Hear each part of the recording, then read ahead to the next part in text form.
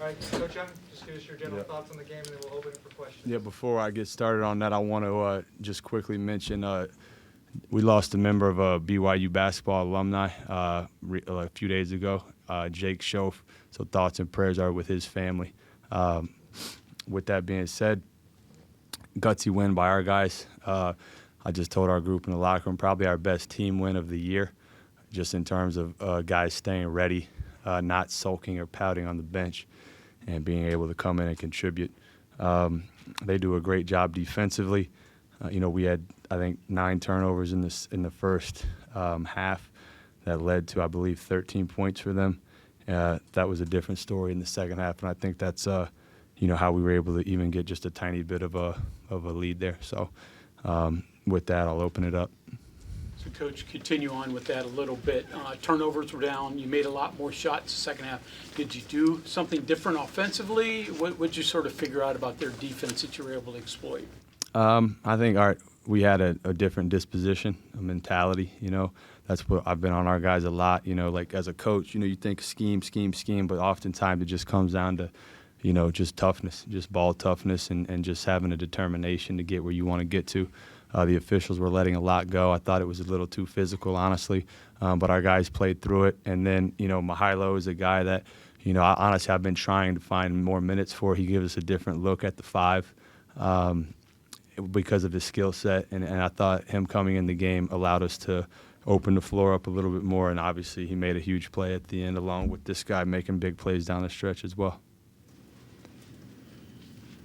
So both players discussed the stretch a little bit. In the final few minutes, it goes from tight to you guys getting up 4. Milo, I guess talk about your play, the 3-point play. Well, yeah. It was at the end, so I would like to say that before that we made a huge plays down the stretch in the second half. As Coach said, our turnovers have been down. We made only 3 turnovers in the second half.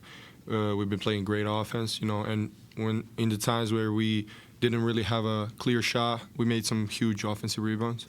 On defense, we really, I think, did what we wanted to do the whole game, which was trying to limit their best player, and we succeeded in it.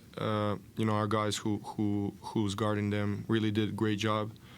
I think just with the way we are playing and where we are really determined, we do what we do best. We play really great, and that was a showing in the second half. So just that 3-point play that was like at the end. So I'm very glad it was that we won on that. But in this environment where it's hard to play, it's a great win. Coach, that screen and roll, was that the original call coming out of the timeout there? Or was it an adjustment? Or? No, the play was designed to get Richie coming off of a screen, and then the continuation was to kind of have Mihailo slip behind it. And the guys really executed extremely well on that last play. Coach, can you talk about the way you guys defended Javon Small? He only attempted 4 shots, and it seemed like you made a pretty big emphasis on not letting him get to his left. That was a big part of the plan. But he's so good. He's one of my guys that I'm really impressed with in this league. So we put a ton of time and energy in trying to study his game. And Coach does a great job of getting him in positions to score and so forth. But I think the credit just goes to really Mawut, Mag, and Trey Stewart, along with the rest of our guys behind them. That's something we talked about a lot was. He's a tough cover one-on-one, so we want to try to defend him with, more than just one guy. As much as you put into that, could you have imagined, though, that you would hold him to 1 shot in the second half? No. That's insane, honestly. I didn't even realize that until I looked down at the stat sheet. Look, he's such a good player. He still had 9 assists. He was making the right play. He plays, the game the right way, and that's kind of what we were trying to make them do, and they made us pay, and it almost cost us, honestly, because everyone else was making huge plays, it seemed like, besides him. Coach, can you put into perspective at all how thin the margin is in a game like this? Man, I'd say that to these guys every day, so I'm glad you asked that. It is so marginal. Every little thing matters. You know, literally every play matters. Every block out, every cut, every screen, every rebound, every pass, and that's this league. You know, this league is extremely challenging. You know, it's my first year in it, so I'm learning a ton on the fly. Every environment's hard to play in. This is an incredible place to play. Really mind-blowing, honestly, walking in and just seeing the just sheer size of it.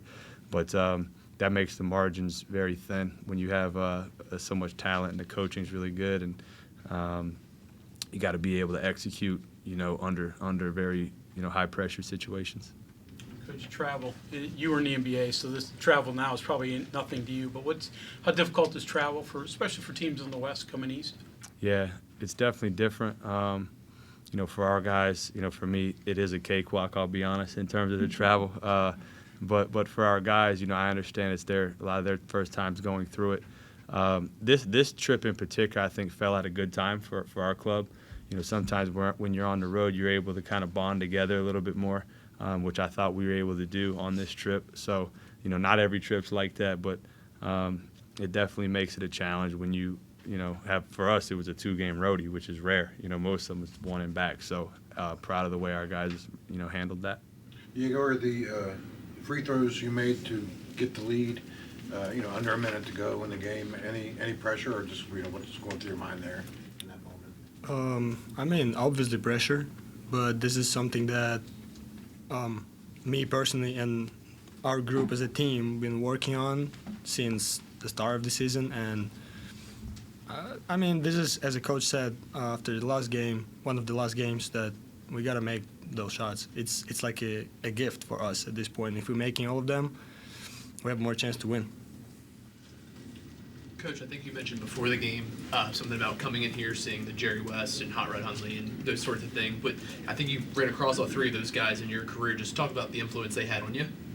Yeah, so Hot Rod, when I first got into the pro side, I was an assistant coach for the Utah Jazz's D-League team back then, G-League team, and Hot Rod was obviously doing radio out there, so ran into him a couple of times.